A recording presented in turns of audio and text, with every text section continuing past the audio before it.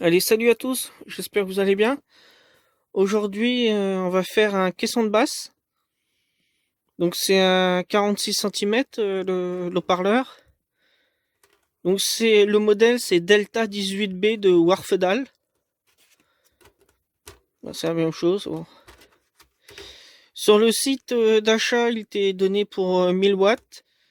Mais je me suis aperçu qu'au final, il n'en faisait que 800 RMS. Le problème avec ce sub, c'est que lorsqu'on met un ampli dessus, donc j'ai fait l'essai avec plusieurs amplis, en fait, on n'entend pratiquement rien. Donc, il y a un souci avec le caisson de basse, parce que le câblage a été vérifié. Les amplis, on a interverti les amplis, toujours la même chose. Donc là, ce qu'il va falloir qu'on fasse, c'est enlever les vis. Donc c'est du Torx pour sortir à la grille. Et après, il va falloir qu'on enlève l'haut-parleur. Donc on va le dévisser.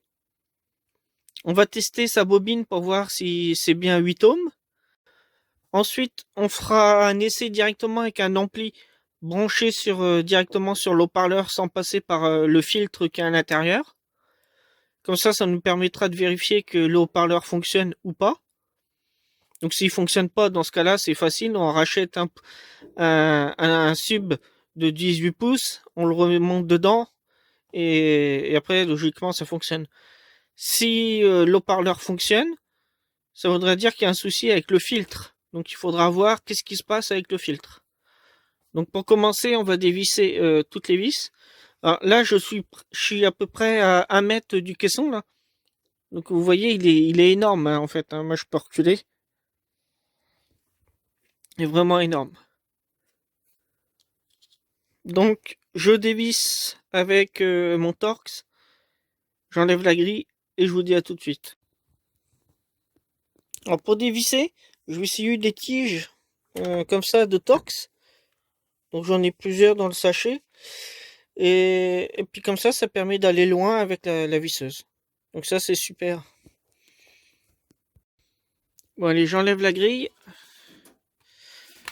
Est-ce que ça va bien vouloir venir? Voilà. Hop.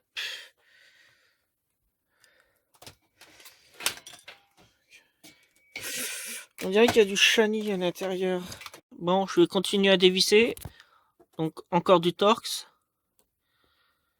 Donc, je dévisse tout ça.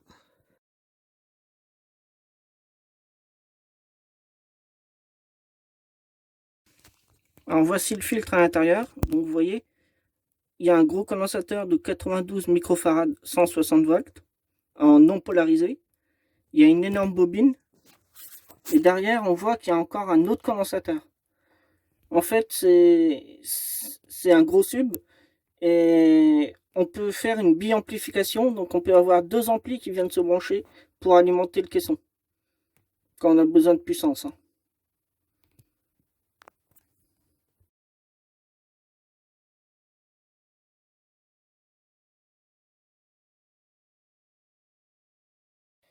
Alors, voici le dessous.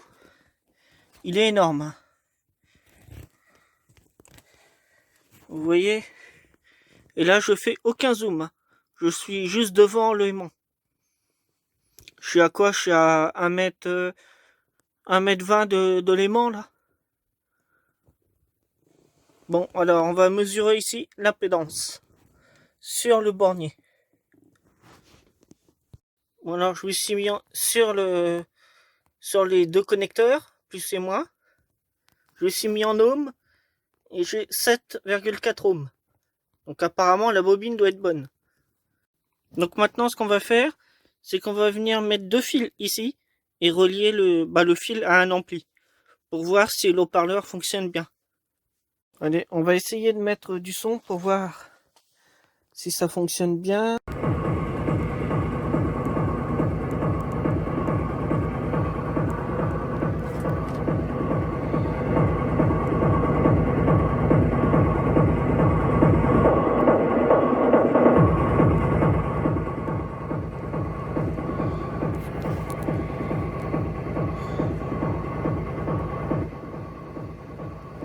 Je suis embêté parce que j'ai pas beaucoup de basse. Hein.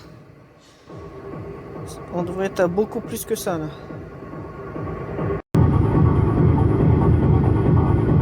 Voilà, on devrait être au moins à 6 fois la puissance qu'on a actuellement.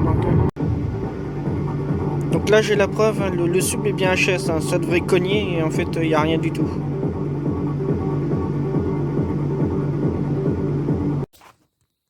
Bon, alors j'ai remonté juste vite fait la grille pour la protéger.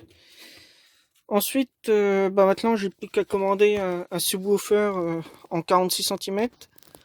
Donc là je vais pas réussir à retrouver un Warfedal, donc on va mettre une autre marque dedans, je sais pas encore laquelle. Tant qu'à changer, on va mettre un haut-parleur un peu plus fort. On va mettre soit un 1000 watts ou un 1200 watts RMS que j'avais repéré. Donc je verrai, je vais choisir lequel que je veux. Donc le poids de ce subwoofer entier, il fait 37,3 kg. Donc c'est déjà un bon bébé. Un bon petit bébé. Donc maintenant il n'y a plus qu'à attendre de recevoir le sub et le monter dedans. Je ferai un essai comme ça à vide comme j'ai fait tout de suite pour voir la différence.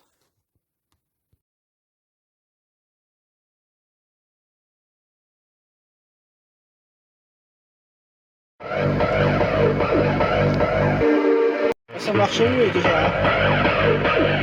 Bon alors là avec en mettant la puissance avec l'ancien sub, j'étais à 8-9, j'étais à fond. Là j'étais à 3 et j'avais le même niveau sonore.